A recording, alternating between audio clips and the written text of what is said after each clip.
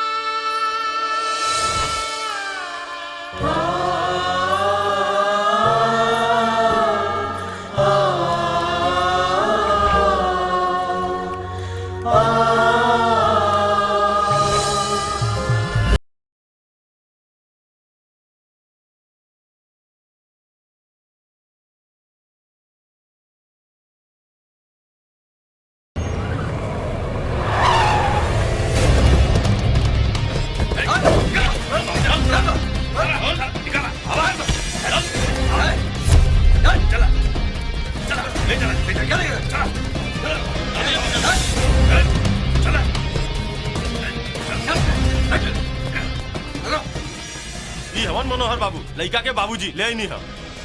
छोड़ दे। बैठी। मनोहर बाबू रउआ के उठवा के मंगवाई नहीं, ए खातिर हम माफी मांगता नहीं। बाकी हमरा के रउआ उठवानी काहे खातिर?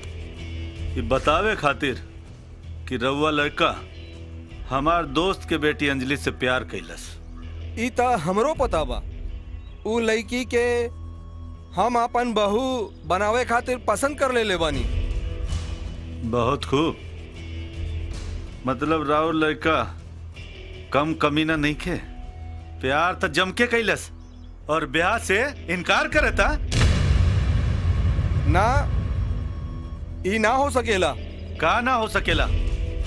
प्यार के बियाह? अरे उ लड़की से बियाह से इनकार करे कि हमार बेटा के हिम्मत ना हो सकेला भाई। आवाज नीचे, एक खींच का मोरी। झूठा। ठीक बा, जब तक राउर लड़का यहाँ आके अंजलि से बियाह नहीं खे कर लेत, रउआ हमार मेहमान बन के रही। तू लोग इनका ख्याल रखा। ए बाबू जरा एक गिलास पानी मिली? इली पानी।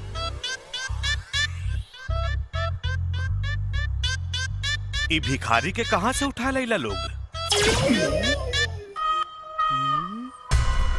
हम भिखारी नहीं की। तमु काहे भिखारी ऐसन लौकता?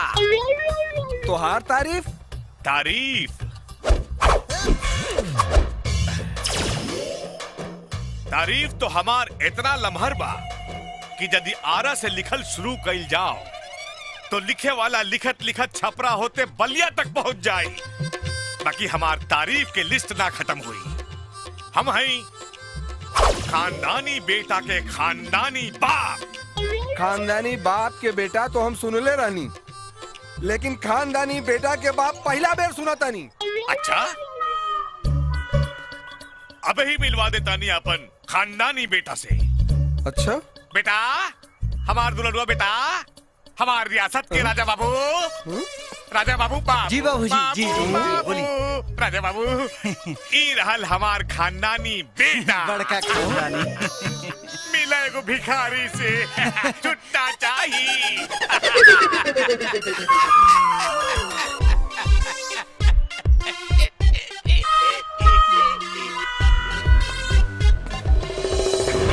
अच्छा तो ये बात बा।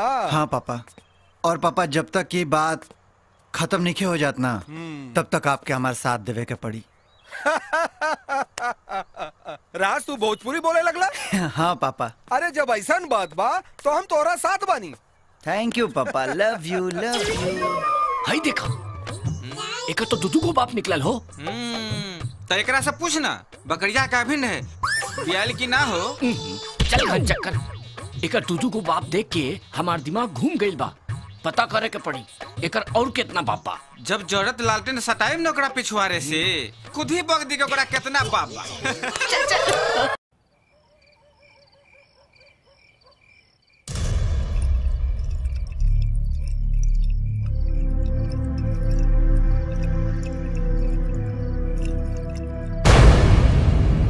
संजना यहाँ तोहरा के तो हम भुला चुकल बानी, त अब तू यहाँ काहे खातिर आइलू? तोहरा के हमरा से केहू छीन ना सकत रहे, केहू ना। बाकी तोहरा खुशी खातिर हम खुदे तोहरा जिंदगी से निकल गई नहीं, काहे कि तू रात से प्यार करेलू। चल जा, दूर हो जा हमरा नजर से, चल जा।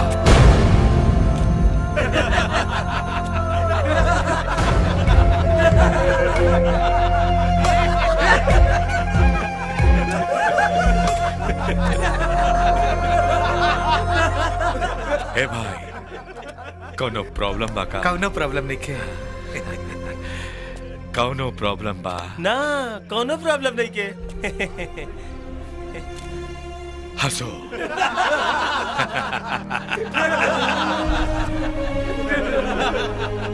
कभी हम भी हंसा करते थे, उजालों में भी शोर मचाया करते थे।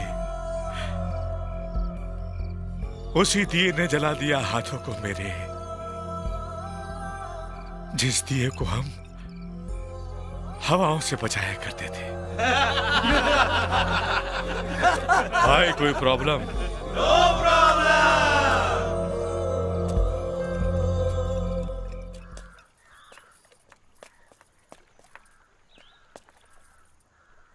अरे संजना का? हमनी के ऐसा सुनसान जगह पर काहे ले आई बाड़ू? हाँ संजना, कोनो बात कहे के बका? हमरा लागत रहे कि घर की चार दीवारी में तोहने लोग आपस में खुल के बात ना कर सकत रहो। ओ बस यही खातिर तू लोग अपना अपना दिल की बात खुल के बतिया लो।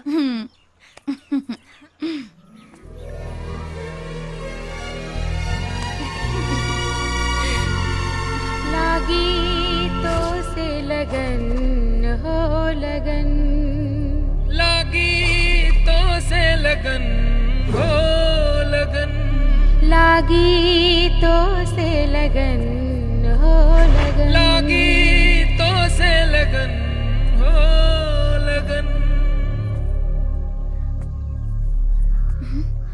का बात बा राज? परेशान बाड़ा? अरे नहीं हो, हमरा के कोनो परेशानी नहीं।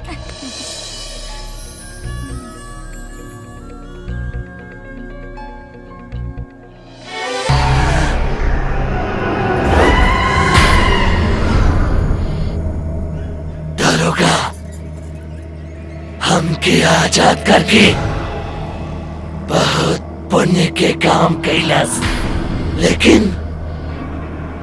हम ओकर कलेजा फाड़ के ओकर खत्म कर देनी।